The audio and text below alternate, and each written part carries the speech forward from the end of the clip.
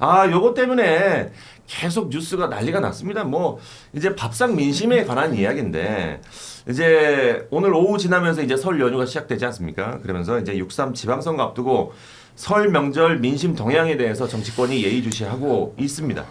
이번에 서울 밥상에 가장 많이 오르내릴 이슈와 뭐 인물들이 있을 것 같은데 무엇을 꼽는지 한번 세 분의 입장을 한번 들어보고 또 이제 장동혁 대표와 우리 대통령과 우리 또 정청래 대표와의 오찬은 또 언제 진행이 되는지 이것도 한번 얘기를 해보도록 하겠습니다.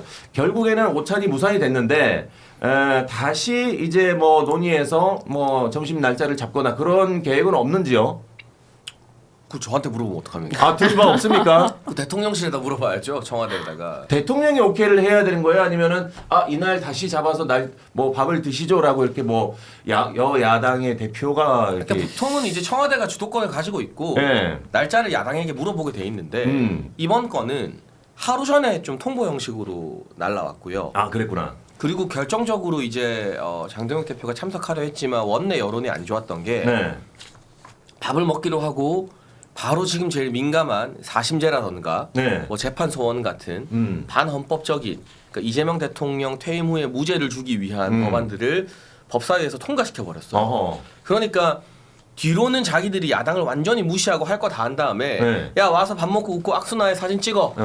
이러니까 이제 원내에서부터 여기에 우리가 들러리가 될 수 없다는 여론이 들끓어서 장동혁 대표가 어떻게 보면 본인 이전에 원내 다수 의원들의 좀 의견을 받아들여서 오찬을 취소했고요. 이게 다시 재개되려면 청와대가 일정 조율을 다시 잡아서 정청래 대표를 끼든 아니면 영수회담 형태를 취하든 의제를 좀 조율해서 먼저 제안을 해야죠. 근데 스텝이 좀 꼬인 것 같아요. 스텝이 꼬였다. 왜냐면은 그저께 통과가 됐잖아요. 그저께 통과가 될 때 아침에 사실 뭐 기자들도 마찬가지고 법사위원들도 마찬가지고 그거 민주당이 처리할 거 다 알고 있었어요. 워낙에 많이 반복되어 일이기 때문에 당연히 뭐 사심제 법안 그다음에 뭐 대법관 지원법 그날 저녁에 처리될 게 예고가 돼 있었고 그 중간중간에 법사위원들 나와서 기자회견도 하고 그랬었거든요. 민주당이 무더하다. 근데 장동혁 대표가 중간에 전화 받고 오케이 한 거란 말이에요. 만약 장동혁 대표가 그런 거였으면은 예를 들면 이렇게 할 수 있는 거잖아요. 아니 홍기표 정무수석이 전화 왔을 때 근데 지금 민주당에서 이렇게 하는데 내가 지금 대통령이랑 밥을 어떻게 먹냐. 이 부분은 우리가 설 연휴에 처리하는 거 정도로 잘 하면은 내가 가갖고 우리가 이제 국민들께 좋은 소식 전해드리도록 노력하자. 이렇게 하셨어야 되는데 간다고 하셨다가 그다음에 이제 뒤통수 이미 민주당이 때를 준비를 하고 있었던 거잖아요.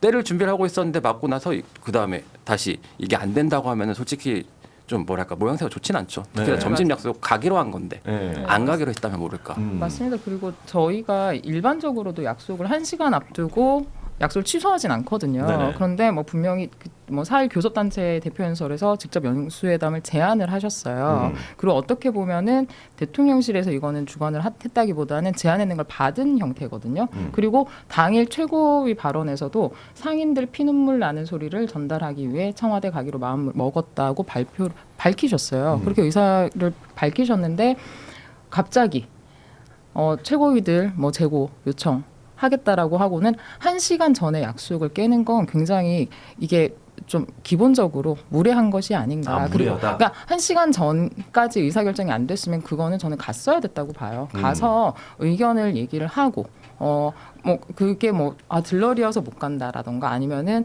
뭐 이렇게 법사위에서 통과를 했다라는 이건 다 예고가 돼 있었던 것들이기 때문에 이게 좀 그냥 이렇게 핑계지 않나. 그리고 제대로 된 리더십을 발휘하지 못하신 게 아닌가. 좀 그런 생각이 듭니다. 그러니까 저도 어느 정도 두 분 말씀에 공감하는 측면이 있거든요. 뭐 이왕 그 홍익표 수석의 요청을 받았으면 가서 세게 말하고 분위기 싸해지더라도 들이받고 오는 게 낫지 않나 하는 아쉬움을 전 충분히 표명할 수 있다고 생각합니다. 다만 그 야당이 처한 상황이 역대 어느 때보다 그냥 무기력하게 민주당에 의해서 국회에서 짓밟히고 있는 상황이잖아요. 그런 무력감은 아마 소수상인 개혁신당도 많이 느끼고 있을 텐데 이 상황에서 장동혁 대표 개인이 아니라 그 원내에서 다수 의원들과 소통하는 신동욱 최고위원 같은 사람이 이걸 가지 말라고 공개적으로 이제 대표의 발목을 딱 잡아버렸거든요. 나쁜 뜻이 아니라 뭐 이를테면 이게 조선시대로 치면은 이제 충신들이 전하 뭐 통첩하옵소서 한 거죠. 그렇죠.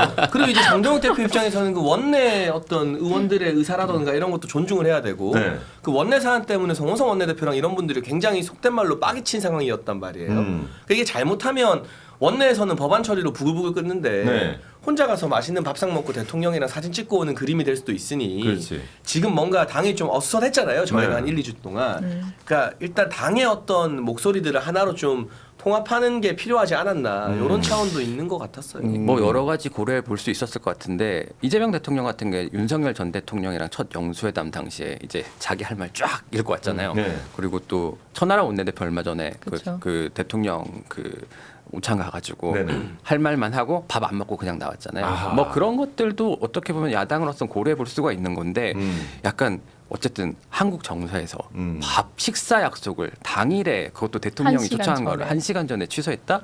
이거의 자체가 오히려 저는 국민의힘에 좀 해가 되지 않을까 생각이 들어요. 네, 맞습니다. 그리고 그때도 아마 그 뭐지 천하람 의원은 필리버스터 하고 그 오찬 때문에 24시간 하겠다고 처음에 생각을 했다가 그 필리버스터 끊고 갔어요. 근데 그때 이제 장동혁 대표는 단식에 들어가면서 이렇게 오찬을 안 가시는 걸로 저는 하셨던 걸로 기억을 하는데 네네.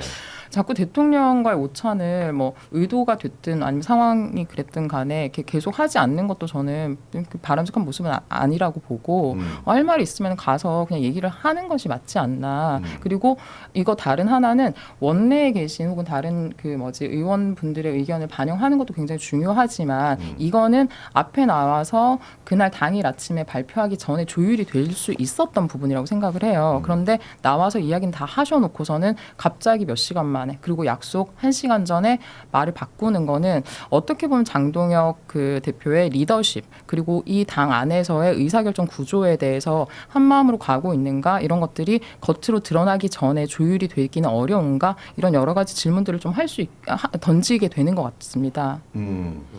거기 이제 어찌 보면은 장동혁 대표는 원래 밥을 먹자고 했는데 먹으러 가려고 했는데 이제 옆에 있는 분들이 많이 말렸어요. 뭐 이제 뭐 최고위원분들도 마찬가지지만 전한길 씨도 좀 전한길 씨도 그걸 여기에 하는 이거 말도 안 되는 얘기지만 아 뭐 중요할 수 있죠. 방송 때가 많이 탔다. 전한길 씨도 얘기해서 의견을 밝힐 수 있지. 아니 마치 전한길 씨가 얘기하니까 마치 밥을 안 먹은 것처럼 이제 타이밍이 그랬잖아. 그러니까 그래서 늘 지금 국민의힘에서 네. 기자들도 국민의힘 출입 기자들도 마찬가지고 문제가 되는 게 그거예요. 확실하게 끊어주면 저희가 그렇게 여지를 안 두게 되는데 여지를 안 줘야 되거든요. 근데 지금 말씀하신 것처럼 늘 여지가 생겨요. 전한길 씨가 필요한 말했는데 그 다음날 안 가. 뭐 이런 식의 패턴들이 반복되다 보니까 그걸 계속해서 어쨌든 간에 완전히 끊어내지 못하고 안고 가야 되는 상황인 거잖아요. 그 딜레마를 장해찬 최고 같은 분께서 많이 끊어내려고 노력하시는 거 아는데 쉽지가 않더라고요.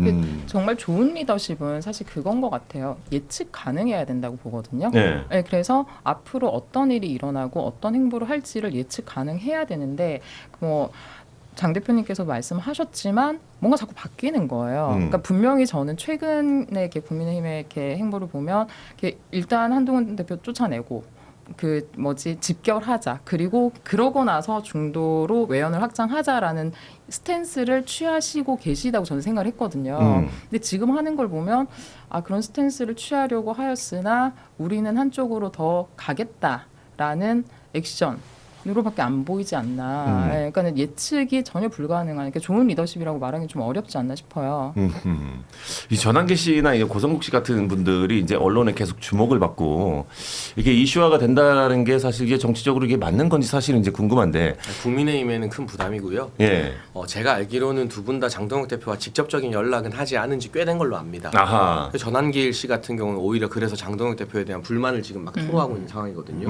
정말 영향을 받고 뭐 소통을 하는 사이면 불만을 왜 토로하겠어요? 유튜브에서 말할 필요는 없는. 그게 굉장한 지금 보수 진영 내 이슈이기도 하고. 근데 저는 국민의힘이 일부 뭐 보수 유튜브의 영향에서 좀 벗어나야 된다는 언론의 지적에 동의하는 측면이 있으면서도 좀 프레임이 국민의힘에게 과도하게 집중되는 것은 아닌가. 사실 민주당의 김어준 씨나 뭐 매불쇼하는 최욱 씨, 뭐 지금 이제 친명계 유튜브에서는 이동형, 오창석 작가 이런 사람들 프로그램에는 국무총리나 국회의장이 나가요.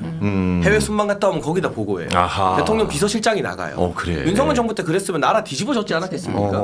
윤석열 정부 때 적어도 대통령 비서실장이 고성국 TV 나가고 그러진 않았잖아요. 근데 그거는 이미 너무 만연해서 원래 그런 거야가 돼버리고 국민의힘에서 고성국 박사나 전한길 씨 같은 경우는 막 너무 언론에서 막 화들짝 해버리니까 전 그 비판이 일리 없다는 건 아닌데 저희가 귀담아 들어야 되는데 균형감 차원에서 너무 프레이밍이 이쪽에만 스코프가 째어 있는 것은 아닌가 싶은 생각이 들고 오히려 김어준이나 이동영이나 이런 사람들이 직접 이재명 정부나 민주당의 고위 관계자들과 연락하고 거기에 주요 정치인들이 출연하는 거에 비하면 고성국 전한길 두 분은 영향력이 세긴 하지만 장애에 머물러 있고 지금 실질적으로 대표와 직접 소통이 되는 것도 아니다. 근데 이게 필요하다면 선거에 도움이 되다면 지금 제가 봤을 때는 좀 일정 부분 약간 위험 수위까지 올라와 있는 걸로 보이거든요. 그러면 우린 거기에 영향받지 않는다고 뭐 지도부에서 저는 제가 아무리 방송 가서 그 말을 해봤자 이게 여의도연구원 부원장이 지도부는 아니거든요. 지금의 직책은. 그렇지. 지도부에서 좀 선을 그을 필요는 있겠죠. 저는 사실 이 말씀에 되게 공감을 하면서도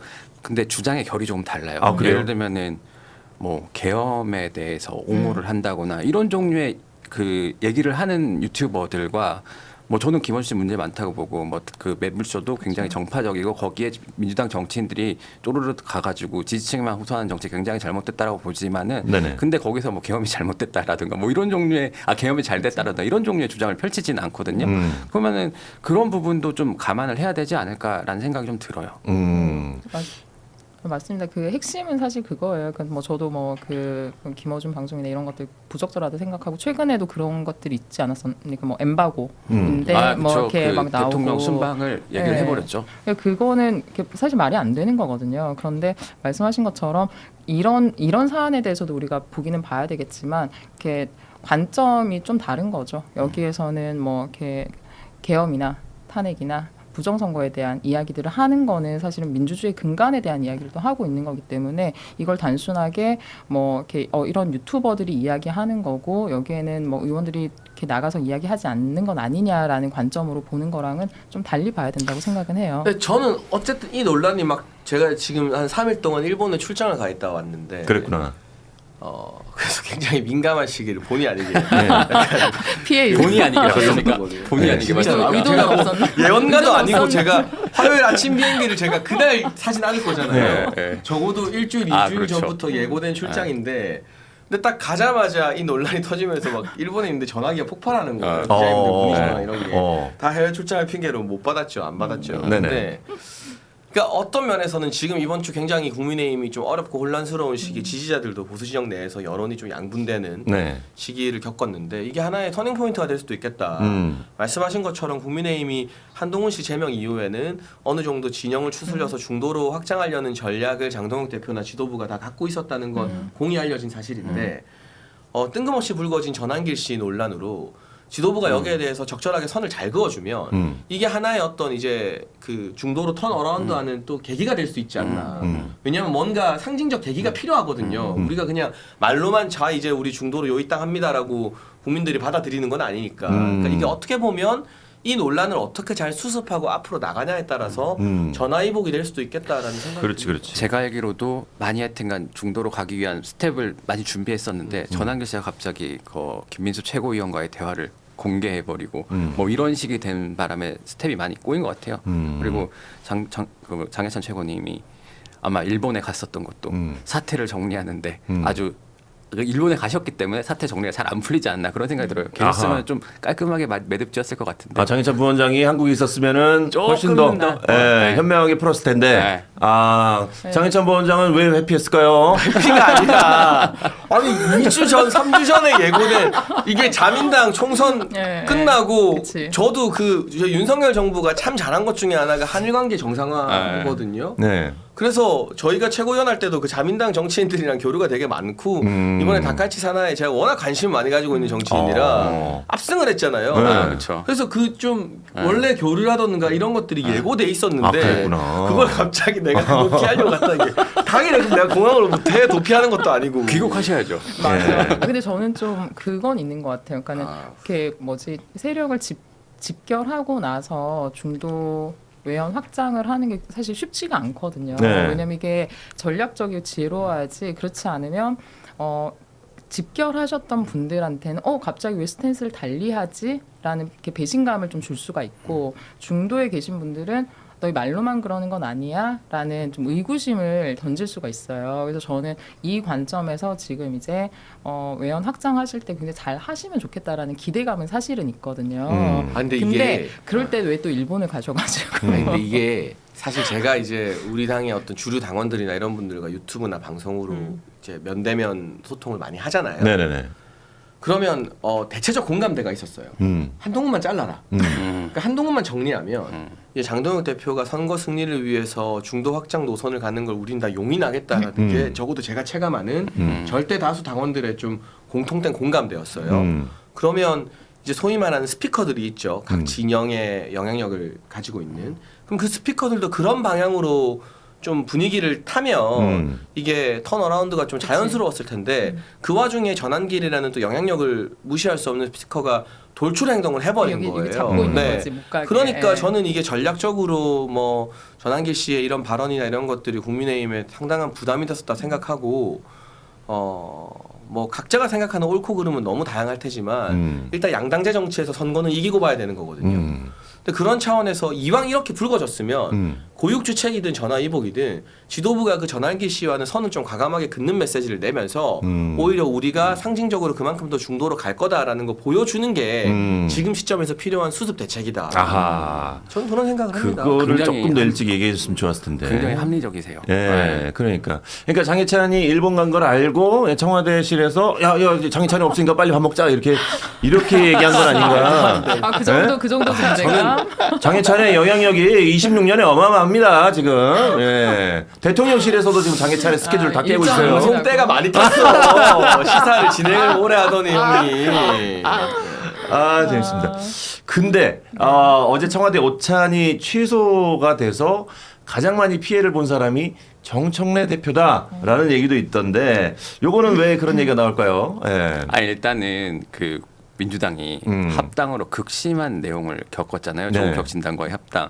그래가지고 정청래 대표가 정치적 그 공격을 엄청 많이 받고 솔직히 좀 무리한 합당 추진이긴 했어요. 그렇죠. 예. 네, 그 절차도 없고 최고위원들도 조국혁신당 의원들은 전날 알았는데 민주당 최고위원들은 당일 뭐 30분 전에 알고 뭐 이렇게 하니까 당연히 반발이 일어날 수밖에 없고 특히나 그게 이제 민주당 내에서는 대통령의 의중을 무시한 거다. 대통령을 견제하기 위한 거다. 자기 정치다. 이런 비판이 많이 나오는 상황에서 합당까지 무산이 됐잖아요. 네. 그러면은 뭐 어떻게 살아나야지 하고 고민을 하고 있는 찰나에 대통령이 밥 먹자고 불러준 거잖아요. 사진 한 장 박는 게 필요한 거거든요. 그렇지. 근데 그러면 이제 장동혁 대표가 안 갔다고 했잖아요. 그러면은 만약에 그럼 두 사람이라도 먹자라고 청와대에서 불러줬어야 되는데 안 먹었잖아요. 아하. 아예 행사가 무산됐잖아요. 아하. 그러니까 그러면은 시그널 이런 거죠. 정청래랑 둘은 안 만나. 둘은 좀 어색해. 둘은 안 예. 만나. 대통령이랑 여당 대표랑 만날 수도 있는 건데 네. 둘은 안 만나. 이렇게 되니까 굉장히 또 힘들어진 거죠. 그러니까 어떻게 보면 네.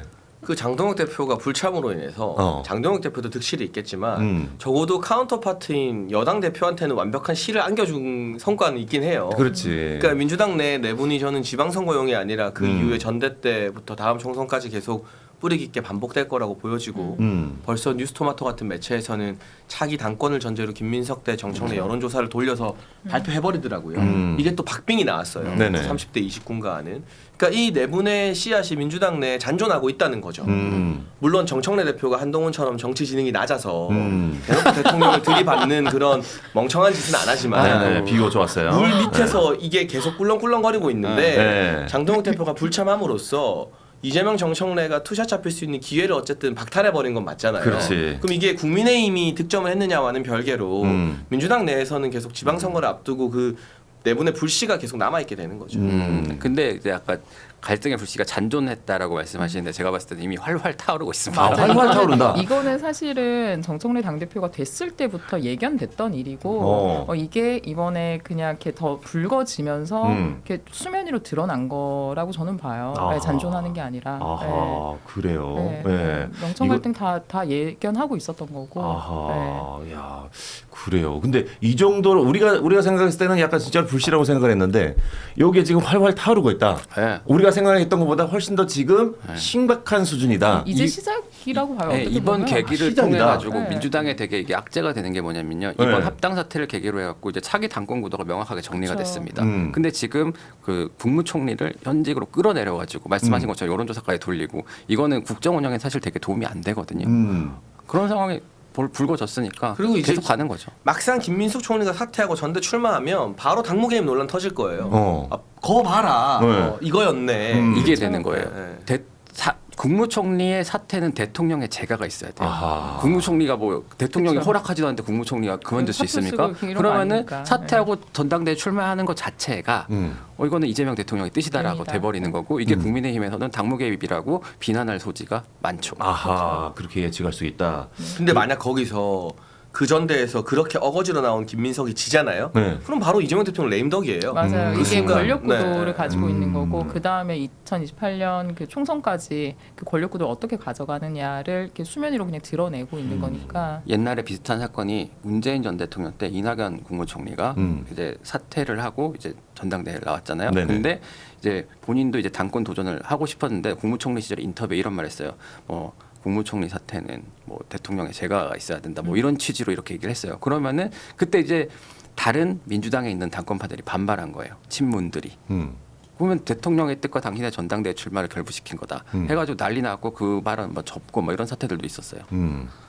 아, 그러면은 지금 정청래 대표 같은 경우에는 굉장히 입지가 불안불안하겠네요. 그렇죠. 예. 불안불안하죠. 정청래 대표는 제가 듣기로 다음 당권을 사수 못하면 네. 자기가 당 대표가 못 되는 게 아니라 음. 컷오프 당할 거다. 맞죠. 이렇게 생각하고 있는 거 같아요. 여러 가지 방법들이 있어요. 예를 들면은 이재명 대통령이 정청래 대표한테 장관직을 줘버려요. 총선 시기 맞춰가지고. 아하. 그러면 출마도 못 하고요. 그쵸. 묶여요. 근데 대통령이 장관 줬는데 안 나갈 수 있습니까? 안 갈 수 있습니까? 그쵸. 그거는 쉽지가 않아요. 옛날에 노무현 전 대통령이 김근태 당시 열린우리당 원내대표가 주가 올라가니까 정치적으로 이렇게 좀 많이 타격을 주기 위해서 예. 복지부 장관을 줍니다. 어. 네, 그래갖고 당대표 도전을 못했어요. 그런 일들이 있어요. 장관직을 그렇게 활용할 수도 있군요. 그리고 이게 진짜 우리 김 기자님이 무서운 이야기 해주셨는데 네. 제일 매기는 게 뭔지 아세요? 뭐예요? 보통은 장관직은 물 밑에서 던지고 수락을 해야 발표하잖아요. 던진 다음에 기사 흘려버리는 거야. 어떻게? 맞아요. 예를 들면 이재명 대통령이 정청래 여가부 장관 제의했다. 감독 한국일보 김도영 나와버리면 뭐 못 줄 거예요. 이제 지지자들이 그치. 다 알았어. 야 이거 안 받아? 너 감히 그치. 대통령의 부름을 거절해? 너의 당권 욕심 때문에? 그래. 이제 오도 가도 못하는 처지가 돼버릴 수 있는 거예요. 이야, 여러 그렇게- 가지가 있어요. 아마 그렇- 무서울 거예요. 야, 그렇게 정치를 할 수가 있구나. 네, 정치는 진짜 저도 이제 뭐 겉면만 취재하고 있지만 이제 속내를 들여다보면 정말 많은 것들이 오가. 근데 사실 이게 무서운 정치인 거죠. 이 내가 마음에 안 드는 반대파를 네. 누르고 밟아서 숙청해서 잘라내는 정치는 되게 쉬운 정치인 거고. 지금 그게 국힘에서 하고 있는 거 아닙니까? 이 사람에게 네, 뭐 잘 안 들리네. 이 사람에게 그러니까 뭐 이재명 대통령이 이런 수까지 너무 노골적이라 쓸지는 모르지만 네네. 그러니까 애매한 자리를 줘서 보내버리는 게 사실은 또 고단수로 매겨버리는 거죠. 야, 이게 지금 장관직에 대한 양면성이 있네. 윤석열 전 대통령이 그런 고단수의 정치는 구사하지 못했던 네, 걸로 맞아요. 보입니다. 근데 저는 그랬구나. 개인적으로는 이렇게 사실 거대 양당의 그 당 대표의 리더십과 이렇게 말씀하시는 뭐 고단수 아니면은 뭐 이렇게 좀 스킬이 부족한 그런 정치적인 거는 어떤 면에서 보면 사실 논란이 계속 같이 가고 있는 거 아닌가 당내 갈등들이 네, 좀 그렇게 봅니다. 아, 알겠습니다. 이해운 의원 같은 경우에는 이 장관직에 모든 걸 걸고 갔었는데, 네. 이 장관직이라는 게 사실은 어찌 보면은 누군가를 보낼 발목 수 잡을 수도 있는. 있는 약간 그런 직일 수도 있다. 야, 이거 재밌네요. 예, 정치 참 알면 알수록 재밌다, 재밌어, 유서퍼 허니. 예, 라는 생각이 듭니다. 예, 자 모르겠다님께서 후원해 주셨습니다. 부원장님. 보수의 텃밭 대구 서문시장에서 대표님이 환영을 못 받았다고 하던데 어찌 된 건가요? 예, 윤어게인 목소리만 들리던데 그분들은 어떻게 또 알고 오셨는지 대구 당원만 대표가 오는지 몰랐나라고 이렇게 보내주셨습니다. 근데 그거는 환영 못 받았다는 거는 친한 게 누구 어떤 의원의 일방적 인터뷰였던 것 같고 뭐 저는 뭐 말씀드렸다시피 일본에 있어서 국내 뉴스를 평소처럼 많이 챙겨보진 않았지만 대구 가면 국민의힘 정치인들은 힘을 받죠 기본적으로. 그럼에도 불구하고 네. 이제 뉴스를 많이 안 보신 것 같은데 네. 제가 이제 저도 궁금해가지고 유튜브도 보고 네. 그다음에 대구 지역 여론이 어떤가. 네네. 대구 지역 지들을 이렇게 좀 찾아봤는데 일단 대구 지역 그러면 영남일보 그리고 매일신문 뭐 이 정도인데 영남일보에서 서문시장 장풍은 없었다라는 식으로 기사를 헤드라인을 뽑았어요. 없었다. 네, 되게 좀 이제 좀 많이 냉담했다라는 그 스케치가 많이 포함된 기사고요. 또 대구신문에서는 국힘 잘 좀 해라 예전 같지 않은 서문시장 민심 이런 식으로 기사가 나갔어요. 그리고 실제로 제가 봐도 저는 예전에 이제 국민의힘 출입을 오래 했기 때문에 뭐 서문시장 갈 때마다 사람들 모이거나 뭐 이런 거 다 봤거든요. 근데 확실히 좀 적긴 적더라고요. 아 그래요. 네. 저희가 더 노력해야죠. 예. 어쨌든 장희찬은 외국 출장 갈 때 꼭 좀 여러 가지 좀 신경 좀 많이 쓰고 뭐 터질 거 없나 이런 것도 확인도 하고. 가셔야 될 것 같다는 생각이 저는 듭니다. 진짜 자주 나가는 편이거든요. 그냥 아무 당직이 없을 때도 두어 달에 한두 번은 짧게라도 일정도 있고 일도 있고 해서 나가는데 근데 꼭 나가면 뭔가 터지긴 해. 장희찬은 몰래 나가야 될 것 같다. 요거를 스케줄을 누군가가 알면은 장희찬이 해외 나가는 일정 보고 이때 터뜨리자 약간 그런 것도 있을 수 있으니까 좀 조심해 주시고. 약간 진짜로 뭐랄까 장희찬 최고의 어떤 스피커가 사실은 그 당권파라고 불리는 분들 사이에서 그렇게 큰 스피커가 없어요. 제가 봤을 때 유일하게 합리적인 목소리를 내주시는 거 아닌가 지금 상황에서는 그런 생각이 많이 들더라고요. 그러니까 좀 방송 좀 많이 나갔으면 좋겠어요. 저 말고도 다른 당권파 의원님들이나 당직자 의원님들. 아니 근데 합리적인 목소리를 내주셔야 되는데 뭐 또 부르는 입장에서도 부르기 힘든 것도 있어요. 네, 좀 그런 것 같아요. 그러니까 합리적인 이야기를 하는 게 아니라 좀 결이 나뉘어져서 어떻게 보면 이렇게 뭐 이런 표현을 해도 되나요? 뭐 이렇게 윤어게인을 강조하시는 분들 혹은 뭐 반대파 이게 좀 갈려지고 있어서 패널 분들을 모시는 것도 쉽지 않은 것 같아요. 근데 최근에는 또 보면 이미자 의원이나 또 강명구 조직부총장 이런 분들이 방송을 좀 나가면서 그래도 장동혁 대표나 지도부 입장을 대변하려고 노력을 또 많이 하고 있는 것 같은데 어쨌든 국민의힘은 전통적으로 지금의 당권파뿐만이 아니라 방송 출연이나 인터뷰 나가는 게 정치인들한테 되게 안 된다고 생각하는 기류가 있어요. 그러니까 열심히 평소에 싸우고 해봤자 말실수 하나 나오고 트집 잡히면 그냥 그걸로 그냥 그 나중에 꼬투리 잡힌다. 근데 민주당은 제가 패널 생활 10년 넘게 했지만 옛날부터 방송활동 기여도나 이런 걸 되게 많이 평가를 해주더라고요. 그러니까 그런 문화도 좀 국민의힘에서 바뀌어야 되는 것 같습니다. 이게 근데 그 확실히 방송사에서 어쨌든 친한계 패널들 많이 쓰잖아요. 그분들 부르는 게 딱히 뭐 한동훈 전 대표 편이라서 그런 건 아니에요. 이분들이 잘해요. 기본적으로 잘해요. 방송을. 방송을 잘해요. 그렇지. 방송을 잘하고 많이 보고 그만큼 따라오니까 그 사람들을 쓰는 거거든요. 되게 자본주의 논리예요. 마찬가지로 그런 것들이 이제 당권파에서 예를 들면 미디어 대변인들이라든가 뭐 대변인들 보면은 사실은 말씀하신 것처럼 약간 문제가 되는 바람도 가끔씩 많이 하거든요. 그러면 되게 방송사 입장에서 부담이 될 수밖에 없어요. 그런 것들을 좀 많이 알고 진짜 많은 노력이 필요해 보여요. 근데 요새는 그 친한계 패널분들도 짜증을 많이 내셔가지고 방송하다가 화를 많이 내시고 하셔서 좀 정리가 되는 국면인 것 같습니다. 알겠습니다. 자, 우리 김인규님께서 또 후원해 주시면서 자, 사법도 완전 베네수엘라행 장악될 듯합니다. 언론도 조용하고 나라가 급속히 사회주의화 되는데 보수 진영은 서로 싸우기만 하고 뭐 하는 건지 정말 답답합니다라고 이렇게 보내주셨습니다. 예. 그리고 이준석이랑 한동훈이랑 장동혁은 지금 서로 단일 대우로 투쟁해야 되는 거 아닌가 심각합니다. 민주당 대법관 12명 중원 그것도 이재명이 12명 추천하고 라고 댓글 써주셨습니다. 가능합니까? 장현철 최고님. 어떤 부분이요? 이준석, 한동훈, 장동혁. 중간에 하나만 덜어내요. 왜냐하면 개혁신당도 친한계와 연대할 뜻이 전혀 없고 그렇죠. 오늘 아침에도 이준석 대표가 페이스북에 친한계 비판하는 글을 올렸거든요. 네. 저희도 뭐 제명된 사람이고 근데 양당은 선거연대는 아니라도 입법공조나 민주당의 폭주에 대한 어떤 투쟁 공조는 충분히 할 수 있죠. 그렇죠, 맞습니다. 그렇지. 저희는 계속 얘기를 하는데 뭐 국힘 내부에서 뭐 이런 말씀 좋아하실지 모르겠지만 정리 안 된 부분들 있지 않습니까? 그래서 저희가 이제 또 뭐 부정선거 관련해서 토론도 하고 근데 이거에 대한 스탠스가 정리가 안 되면 저희가 말씀하신 그런 한 그림으로 가기는 좀 어렵지만 그래도 국정 운영을 하는 데 있어서 필요한 부분들은 저희가 충분히 합리적으로 공조하고 함께 할 수 있는 거죠. 네. 지방선거에 대한 그 선거 연대는 개혁신당에서는 아직도 뭐 선을 긋고 있습니까? 그럼요. 저희는 선을 이렇게 제가 봤을 때는 할 이유가 없어 보여요. 할 이유가 없다. 네. 왜요? 아니 개혁신당에 득이 될 게 하나도 없잖아요. 네. 왜냐면은 그게 늘 큰 당이 작은 당의 표를 뺏어올 때 얼마 안 되는 표 뺏어올 때 쓰는 전략이에요. 쟤들은 어차피 우리랑 같이 갈 정당이기 때문에 그 우리를 찍어주세요라고 하는 거예요. 실제로 뭐 무슨 득이 있겠어요? 개혁신당에 뭐 개혁신당에 서울시장 후보 자리 줄 겁니까?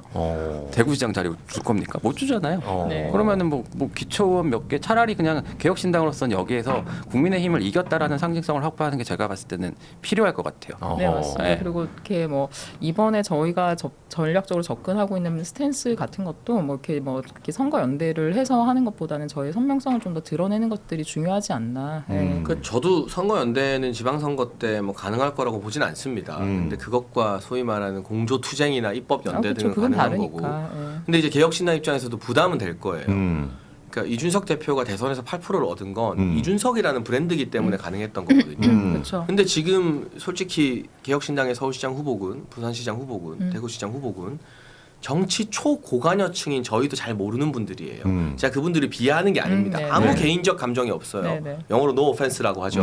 no offense예요, 진짜. 일본 갔다 와서 근데 영어를 쓰시네. 그건 일본어로 좀. 근데 일본어는 못합니다. 오케이. 근데 객관적으로 이분들이 인지도 면에 있어서 너무나 솔직히 말하면 다른 후보들이나 이런 분들에 비해서는 뒤처지기 때문에 개혁신당이 담보하는 정당 지지율이 보통 3%가 나오잖아요. 그 정당 지지율을 이분들이 온전히 흡수할 수 있을까도 저는 과제라고 보는데 여기서 2, 3%가 나와버리면 개혁신당 전체 브랜드 가치가 또 훼손될 수 있거든요. 아하. 아이 그러더니 결국 2%였네, 3%였네가 되면 다음 총선을 앞두고 개혁신당이 또 몸값을 막 부풀려야 할 텐데 오히려 이번 지방선거에서 독자 노선 걸어서 완주하는 게 의의는 있을지 몰라도 실리적 측면에서는 또 브랜드 훼손이 될 수 있다 이런 고민도 있을 겁니다. 그렇지. 예. 저도 개인적으로는 비슷한 생각을 하고 있고 그래 개혁신당 근데 입장에서는 너무 기존의 정당 문법을 따라가면서 막 판을 키울 필요는 없다고 봐요. 네. 예를 들면 보궐선거에 집중을 한다거나 아니면 저는 기초단체장 하나만 얻어도 굉장한 성과라고 보거든요.